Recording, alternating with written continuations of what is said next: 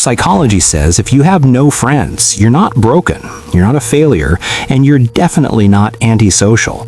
What's actually happening is your brain processes social interaction in a completely different way that makes typical friendships feel exhausting, fake, or just pointless.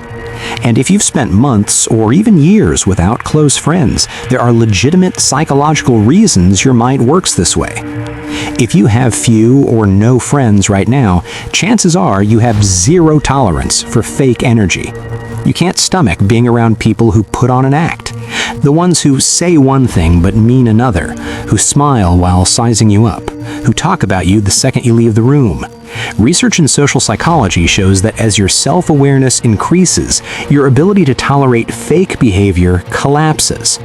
You'd rather sit alone in your room than spend hours with someone performing a personality instead of showing who they really are.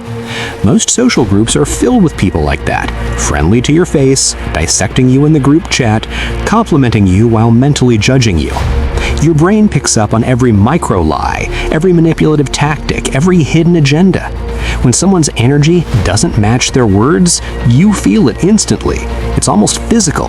So you pull back, not because you hate people, but because you're protecting your peace. You'd rather have nobody than somebody fake. You're also someone who needs depth, not just conversation. You're not running from relationships, you're running from meaningless ones. People with complex inner worlds prefer one deep connection over 100 surface-level ones. You can't pretend to care about how's the weather conversations anymore. When someone asks how your weekend was without actually caring, your brain shuts down. If there's no real curiosity, no substance, no exchange of ideas, you mentally disappear. What you crave is meaning. Psychology, philosophy, human behavior, life purpose, the things that actually matter. Conversations that challenge you, change you, open your mind. But those conversations are rare. Most people want to fill silence, not explore it. So you choose solitude. You choose to wait for something real instead of settling for something empty. That's not loneliness, that's standards. Social interaction also costs your brain more energy than it does for other people. Some people are wired with a more sensitive nervous system, and if that's you, socializing drains your battery twice as fast. Psychologists call it high social sensitivity. After being around people, your brain needs far more time to recover. You're not antisocial, you just burn more mental fuel. While extroverts recharge through people, you're the opposite. Every interaction pulls energy out of you. And it's because you're processing everything on multiple levels. The tone, the body language, the emotion behind the words, the hidden meaning, the part they're not saying. After a couple of hours of this, your mind is done. You need solitude to reset. Total solitude. That's not weird, that's your brain asking for space to breathe. You're also dangerously independent, and you don't need anyone's approval to feel okay. A lot of people depend on friendships for validation, entertainment, or a sense of identity. You don't. You can sit with your own thoughts. You can entertain yourself. You can solve your own problems. You've built an entire inner world that's interesting enough on its own. This makes you seem distant to people who don't understand it, but it's actually strength. You don't collapse when someone leaves. You don't need a group to feel complete. You choose your connections carefully because you know your energy isn't free.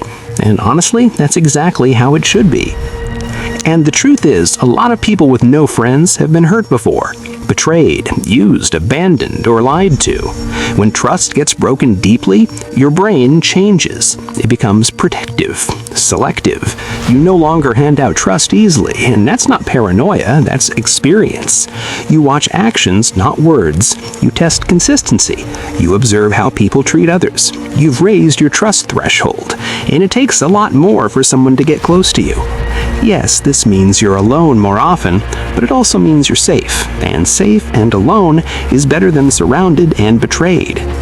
The bottom line is this: if you have few or no friends, nothing is wrong with you. Your brain simply works with more clarity, more depth, more sensitivity, and higher standards than most people's. You see through fake behavior instantly. You need meaningful connection, not noise. Your nervous system needs recovery time. You're self-sufficient, and you've learned from your past. People with the strongest minds often walk alone the longest, not because they can't find people, but because they refuse to settle for the wrong ones. If you want more psychology content that actually explains your brain in ways no one ever taught you, subscribe right now because the next video might be the one that finally makes you feel seen.